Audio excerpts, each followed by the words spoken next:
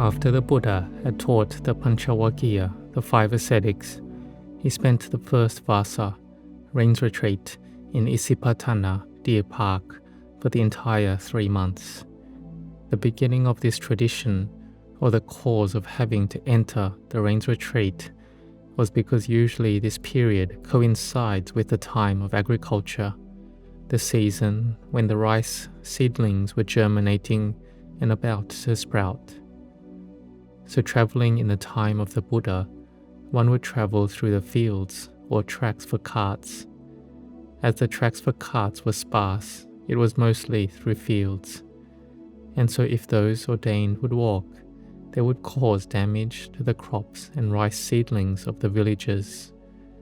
So this was the cause that the Sangha had to stop travelling and stay in one place, so as not to step and trample on the crops that the villagers had planted and damage them. Then this would bring risk of being criticized and getting blamed, that the Sangha should not travel during this season. So there were the rules about spending the rains retreat coming up. Yet the Sangha still may travel in a way that would not break the rains retreat for a period not more than 7 days, like for the purpose for the monks' medical treatment, or their mother and father is ill, or a monk has an ordained disciple who has thoughts to disrobe, so they go to teach Dhamma to that individual ordained in the Buddha Sasana, the dispensation, for them to lessen those types of thoughts. Or sometimes there is a large merit-making ceremony and they invite the monks to lead the ceremony so that they can make merit. But there are some occasions when one has entered the rains retreat already, and like for example, there's a big flood, and the monks can flee to escape it to another place. Or if there is disaster and a danger arising, or the people supporting them in that area, or the villagers leave, then the monks aren't able to survive there. Like if there is a fire or flood, or incidents including bad people causing to harm them, or dangerous animals causing harm.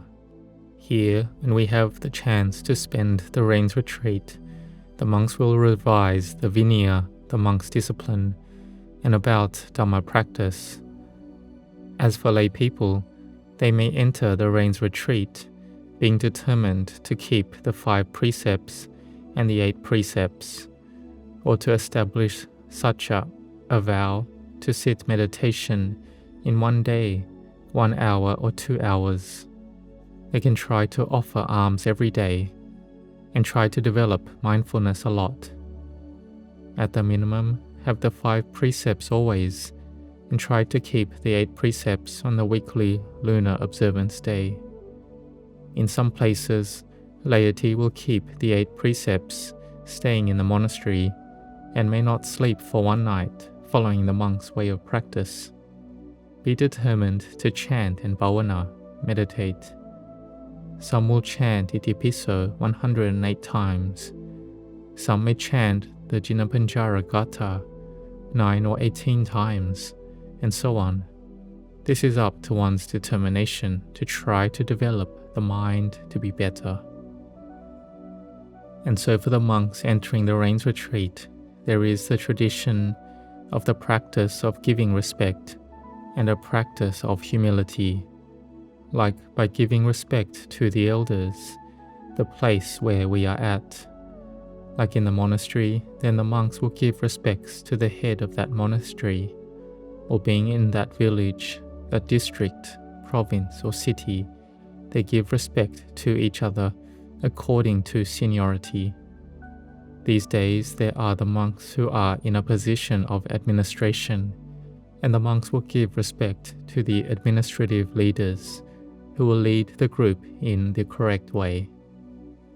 When I was at Wat Marp, it was on the 16th of June, when it would be the opportunity to gather and formally give respects to Venerable Ajahn Chah, and then after, the monks would go off to spend the rains retreat.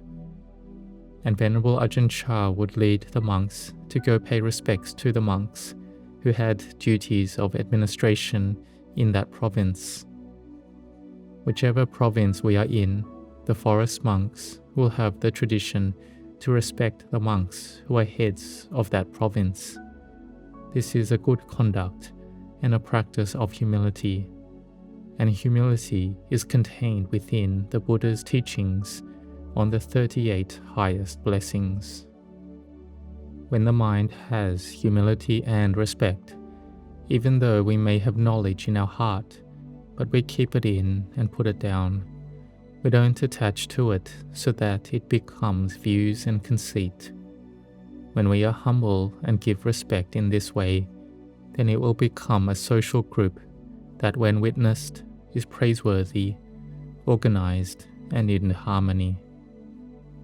When entering the rains retreat, there is the establishing of a vow, determining to spend the rains retreat in that place.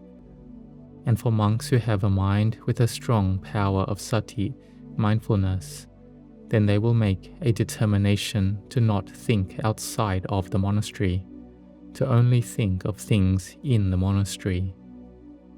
Some monks are even more firm-minded and will establish their mindfulness only in their kuti, hut.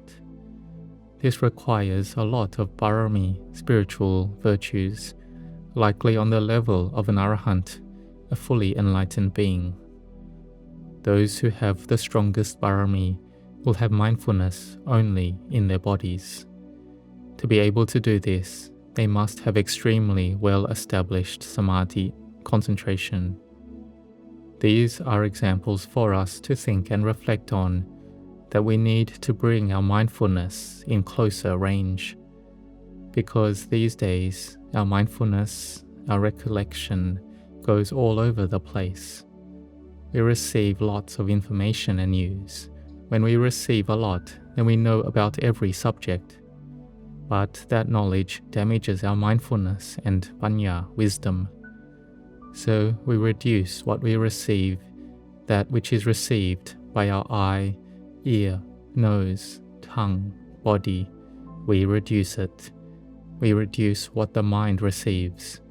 Then we'll be able to bhavana, meditate a lot. Like for our thoughts to reduce, we use the meditation words Buddho, Dhammo, Sangho, and then the mind is peaceful.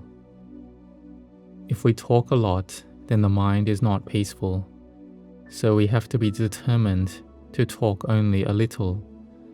Like in the monastery, there are monks who determine to not talk all through the rains retreat. Because if they talk a lot, then the mind is all scattered. It becomes a lot of the sense of self. All the forms, sounds, odors, tastes, sensations, and mind objects. And thoughts are mind objects. When there are mind objects, we think, then we say it out. It's all about us and our self. When we can restrain the senses, we talk little, then we see the mind.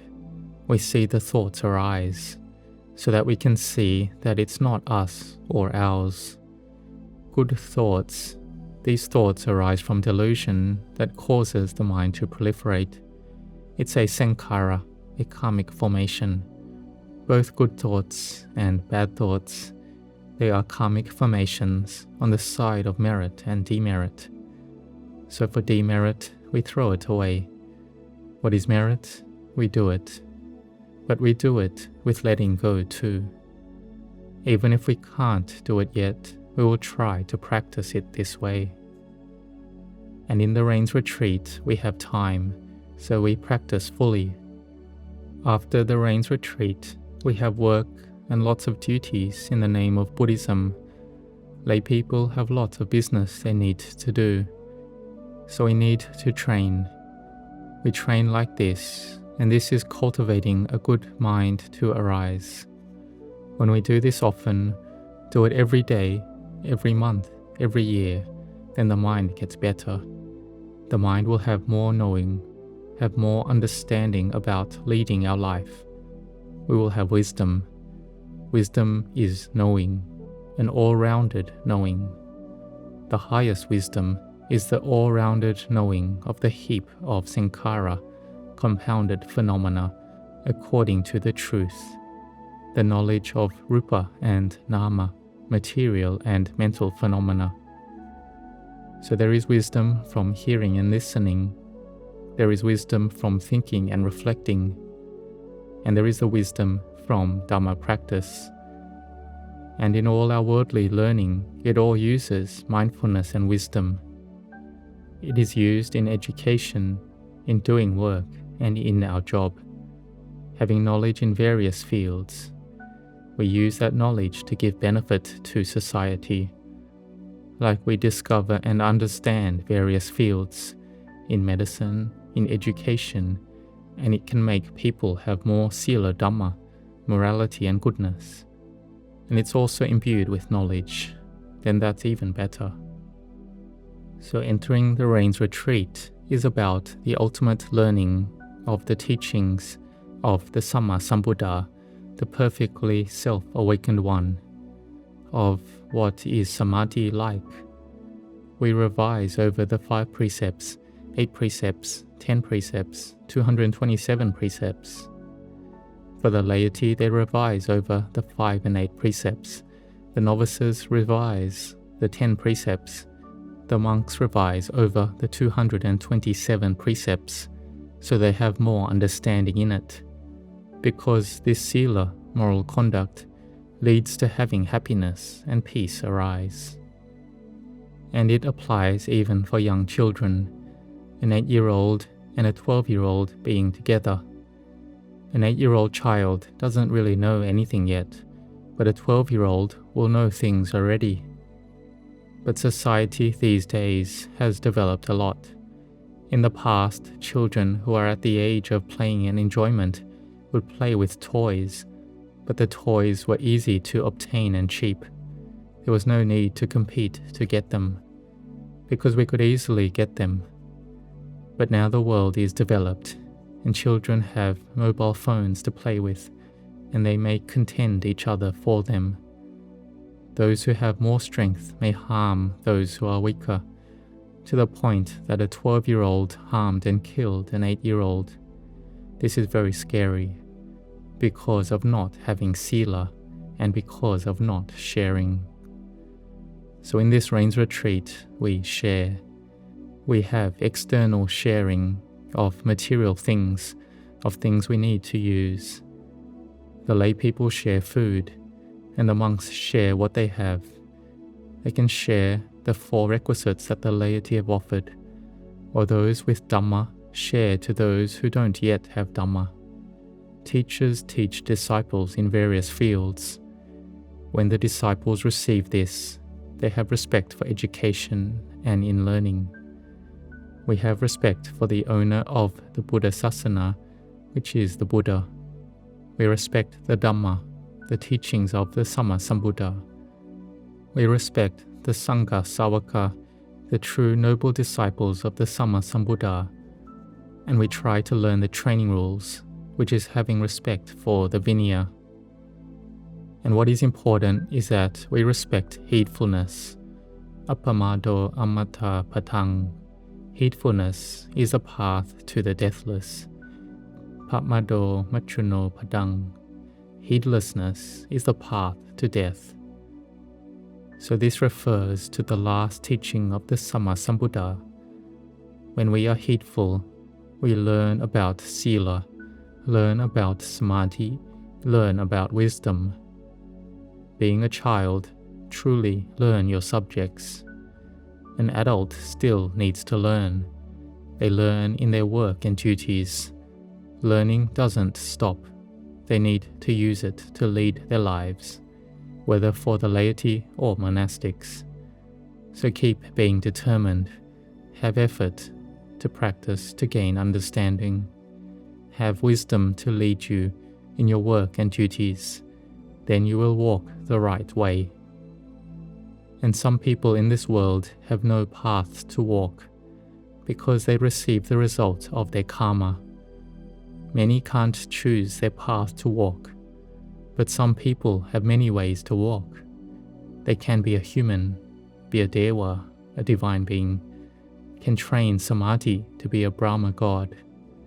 But because of delusion, it leads them to walk in the wrong way.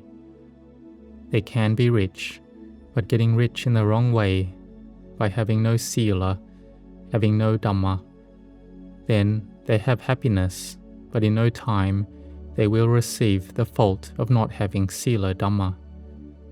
But one who walks the right way, they walk on the path to have their heart be in peace with sila, having generosity, morality, and meditation, just like we have determined and vowed to do. This is correct and undiluted. This is not being led by the defilements going to the lower path. So the monks should be firm and determined to practice and meditate in the right way. Sit and walk meditation and go to morning and evening chanting. Some monks won't sleep at night all through the rains retreat. We can eat food only from the alms bowl, eating only food gained from alms round. So restrain and care for the mind. The more refined practice is to restrain the mind to be peaceful. So these are the monastic practices of the Sangha of monks in this year. May all the laity be determined in your Dhamma practice. May you grow in blessings.